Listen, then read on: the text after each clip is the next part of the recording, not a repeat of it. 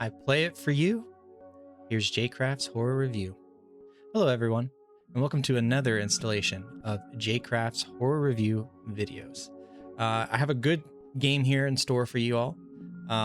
If you tuned in on my stream, you may already know, but we played Who's at the Door.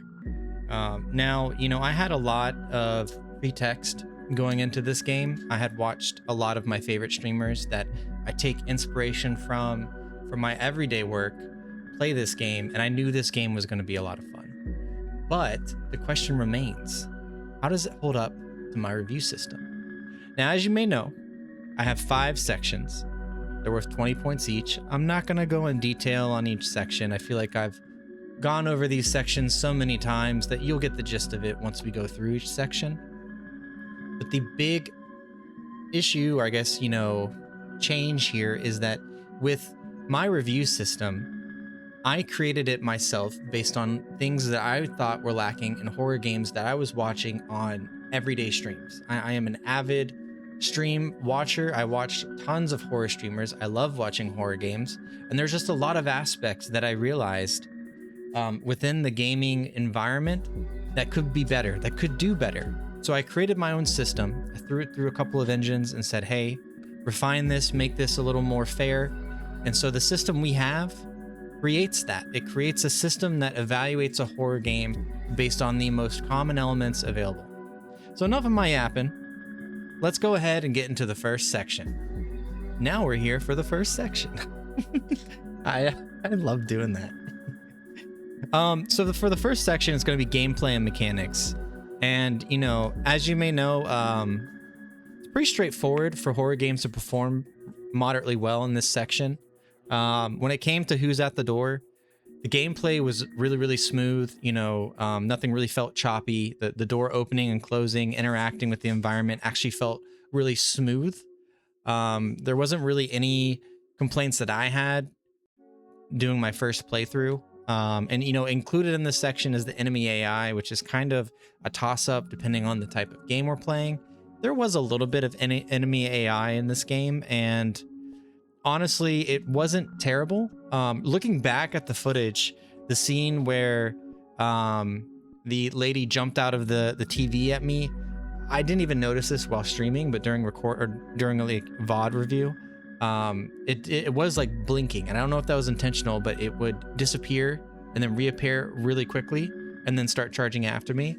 But again, playing the game, I never even noticed that. So, I didn't even take that into account. I just thought it was interesting that I picked that up on the VOD review, but not while actively playing the game. The controls felt really standard too. There's really no complaint about the controls.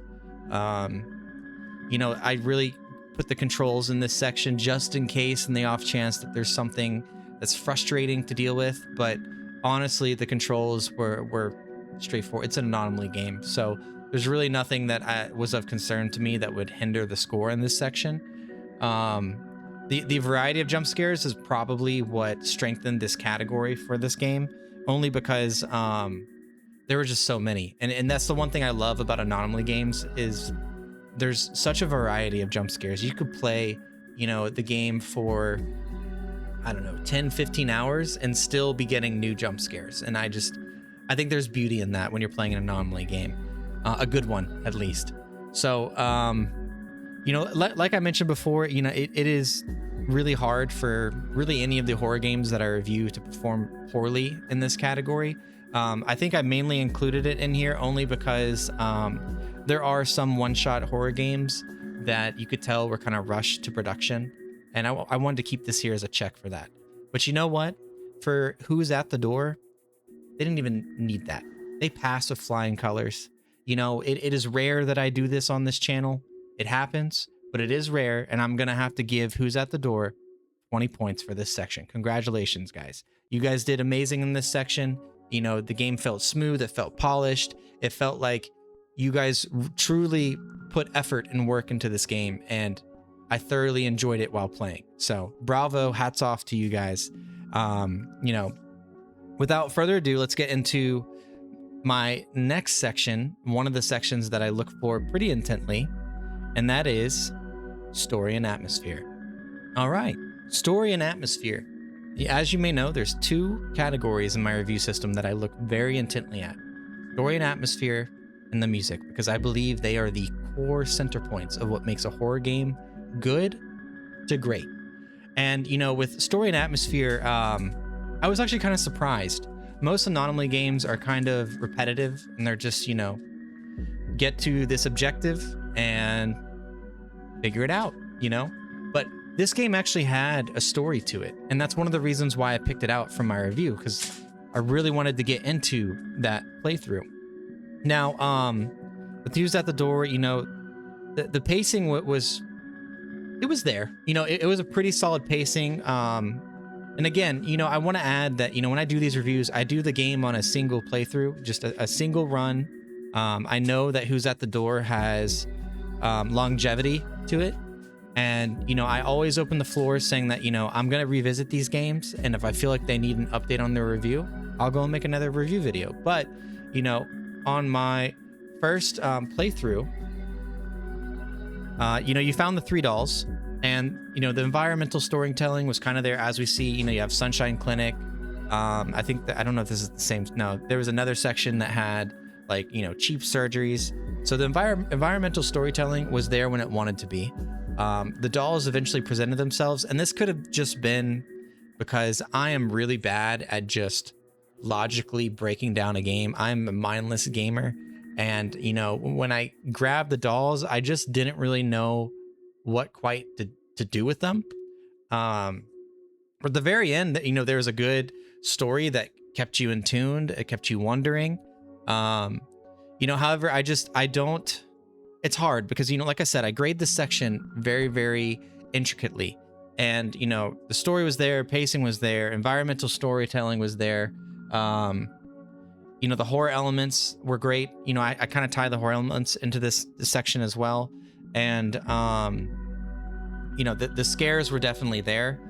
I wouldn't say it was like groundbreaking scary, but it definitely had its own element to it that tied to the game and the tone and the theme. And, you know, having said that, I think about how much of an impact this story had on me as a gamer. Was it something that left me wondering after I was done playing? Was it something that, you know, oh, you know, that was interesting, it is what it is? Or was there just no story whatsoever? And when I think about my experience when playing this game, I just think that this story was good. There's definitely something left there to wonder, but it's not something that is groundbreaking to me, that leaves me wanting to go tell my friends and family and coworkers about. And so, you know, having said that, I'm going to end up giving Who's at the Door 14 points for this section. And then, you know, as you may know, 15 points essentially means, like, you know, you met the criteria. So 14 is a little under that, just because, you know, the game did provide a story. I just don't think it was really impactful. I don't think it really held me in as a gamer. I think what really was a strong suit of this game was how smooth it felt and the variety of jump scares. Story was there. I got to give them credit where it's due. You know, and it's having said that, you know, with how they comprised the story and did the pacing, it's got to be recognized, right? It's got to be. But, you know, with all that wrapped together, we're going to have to get into my next section that I also grade very intricately, and that will be sound and design. All right. Now, sound and design. As you may know already, if you've watched a couple of my videos, I truly believe that having solid ambient background music is the best way to set a tone for a gamer. It'll create an experience for them that they just can't forget. I mean, it's tied in with the way that your brain operates. So having said that, you know, with this game, the sound effects were definitely there, especially when it came to opening and interacting with the environment. The jump scares had these crazy sounds that definitely freaked you out. You know, the random hallucinations of the baby just jumping at your face was perfectly placed, perfectly played. Can't really say anything more about how well they did that. I will say, though, the huge limiting factor to this game is the ambient music. There was, you know, in the chase scene, you know, I think there was a little bit of ambient music in that section, but overall in the game as a whole, I just was not thoroughly impressed. The main menu had music, but I do want to leave it on a good note with this section before I give the score. The game had voice acting, and you know, with horror games, especially with the direction that they're going, where you know you can have one that's fully well polished or ones that are designed for just streamers to stream and basically react to. Having voice acting is huge. That is huge points in my book, and this game had it. And you know, bravo! I'm really proud and happy to played a game that has something like that. You know, an aspect of that. But it wasn't enough to carry the sound. Like I said, it's the same thing with story. I think about how much of an impact it left on me as a gamer, and sound just wasn't there. So with that being said, I'm gonna have to give sound and music design 12 points. Now I know you're going, that's a little weak there, and it is, and it's because there's a reason for that. Like, I grade this section very intricately. I look at every aspect. I assess it. It's the same with story. So I know that that's not something that you don't want to see, but you know, it doesn't mean that this game isn't great. There still are sounds surrounding and voice acting that still carries the game. It's just, it didn't hit the quite note for me, you know, and that's okay. But you know, with having said that, let's get into our next section, visual and level design. Okay, let's get into visual and level design. Now, nothing but great things to say about this category for the game, which is actually really hard to do for an anomaly game because you have the same level. So how does a game perform well in this category of that genre, right? Well, right off the bat, as you can tell, the graphics were very clean and detailed, and with anomaly games, they always are. So right off the bat, I knew the game was going to perform really well in that, and if it didn't, then I'd have some questions.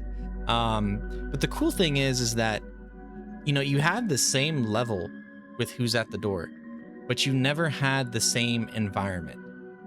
There's always something that is different, that is changing, that interacts with you, or could just be right in your face placed there.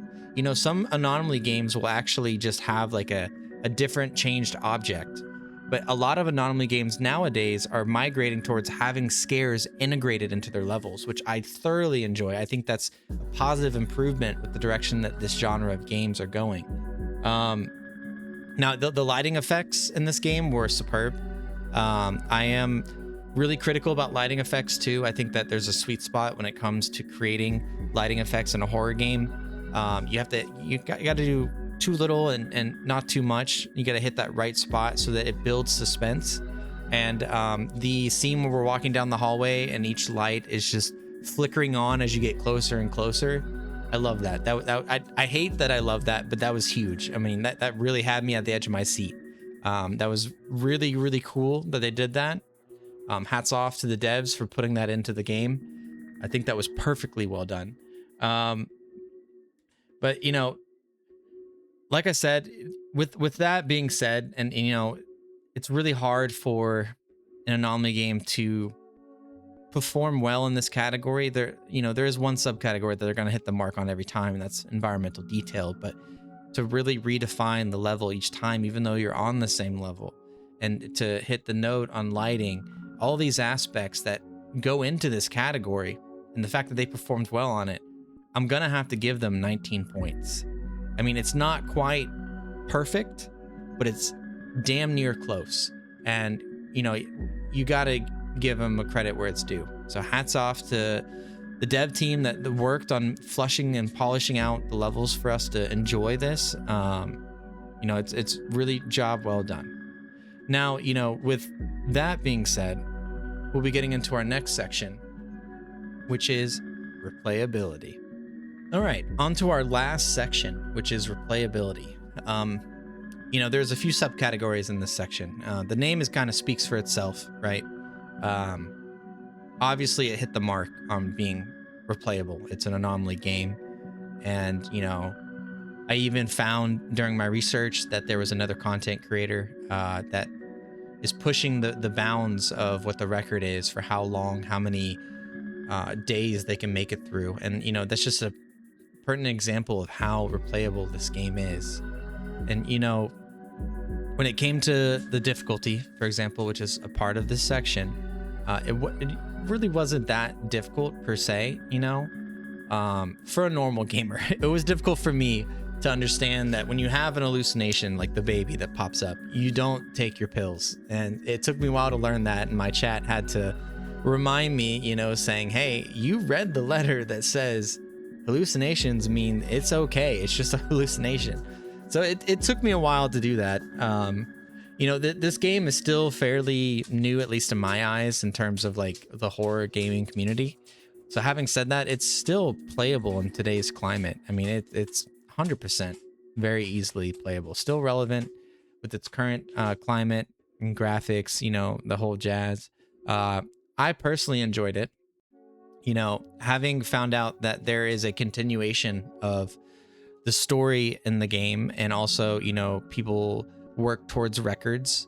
You know, I'm not really one to be a record breaker, but this is a game that I would highly consider that. You know, I've already thought about, you know, maybe down the line I can pencil in for like a spooky stream. How many days can I go in this game to survive? And it's cool that a game offers an idea or a goal, I guess, such as that. And, you know, with having said that, I'm going to have to give Who's at the Door 17 points for this section. Good job, everyone. 17 means that you went above and beyond. Not quite 20. That's okay, because you guys excelled in this category nonetheless. So I have, with all that being together, you know, if you had done the math, let's go ahead and get into the total and grading section, shall we? So, you've already done the math in your head or on paper, whatever floats your boat. You might know that Who's at Your Door, or Who's at the Door, got a grand total of 82 points, which is a B- grade, which is actually really, really good, considering the recent grades that have happened on this channel. You know, it's not necessarily a 90. I know we were hoping for a 90. But again, you know, limitation is anomaly games are typically pretty hard to hit the mark on one, story, and two, the music. And although they could have done a lot better with their ambient music, I was actually shocked that Who's at the Door had a pretty solid lore to the game. So again, you know, 82 is a really, really good score to have. It is. And also, Who's at the Door redefines, or more so lays the groundwork of what is expected for anomaly games moving forward. I mean, it really, you could tell this game was extremely polished, extremely well put together. I had no issues with sound, no issues with mechanics or graphics or gaming. It was all well put together in a neat little bow for me to enjoy. And, you know, it's going to be really hard for anomaly games to meet the standard that Who's at the Door is setting forth. So, you know, 82 could be better, but 82 is still a solid score. So good job, guys. Now comes my favorite section that I just like to add a little flavor on, is the fun facts. Now, I'm going to have to read off these fun facts, right? Because there's a lot that I was able to find through the development of the game. So for the first one, right, we have that when they were working on essentially creating this game, they wanted to create a game that was based on the psychological idea that humans can detect something is off about a human within their facial expression. You notice that the characters in this game, they're not necessarily monsters or scary, but when you play the game, you can tell that there's something off about them, some more than the others, air coming out of their mouth, or, you know, a frequent Botox patient. But the point is being made, you know, is that there's these small, you know, defining characteristics about what you see in someone that makes it uncomfortable for you, and they play off that to make a horror game. It's just another little tidbit that makes this game that much greater. Now, for the second fact, the hallway chase scene that I did absolutely horrible in had missing posters and strange baby torsos on the floor, which hinted at illegal medical experiments that the clinic formed themselves, which, you know, there's a little bit of environmental detail storytelling that also hinted at that as well. So we kind of had a rough idea, but again, you know, in the chase scene, if you ever to play this game or play it again, pay attention to your environment. I know I didn't because I was scared shitless. For the third fact, there is a hidden Easter egg where the TV plays the news report as soon as they mention the homicide. You need to go to the bathroom, clean the mirror, and flick the toilet multiple times. Now, I tried to find out what the Easter egg was per se, but you know what? You're just going to have to do it yourself and let me know in the comments down below what the Easter egg is, because I'm curious. Otherwise, I'm going to have to play the game again myself, which definitely will happen, probably around October timeframe.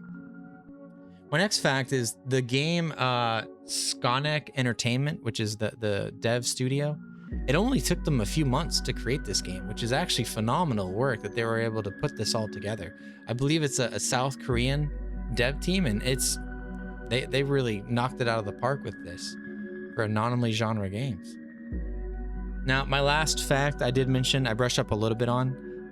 The record that I could find, the highest, there probably is a higher one. It's just, you know, the way the relevancy and views works on open-ended researching can kind of be a little wonking.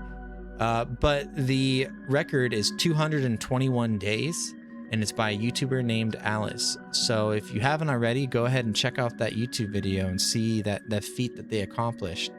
I don't know if I can get 221 days, but you know, who knows? Maybe we can spend a whole stream trying to break that record. I think it'd be fun. A goal stream is always a good idea to have, right?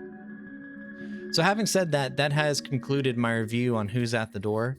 Again, 82 is an amazing score to have. I think the highest is 84, so you guys were really close. Did really, really well. I was really worried with the way that my grading system works. I didn't really know how an anomaly game was going to perform. I'm glad that I picked this one because I think it really set the standard higher for the other anomaly games that I have saved to review. And I hope you guys enjoyed this review. As always, you know, if you guys think that there's any critiques or improvements, especially to my review system, let me know in the comments down below. And if you enjoyed this video, leave a follow, subscribe, like, the whole 9 yards. Check out my other socials, this, that, and the other. But, you know, yeah, I had a lot of fun playing this game, and I had even more fun making this review together. It's my favorite part of doing this whole process. So without further ado, I'll hopefully be seeing you at my next stream. Thanks, everyone. Jcraft out.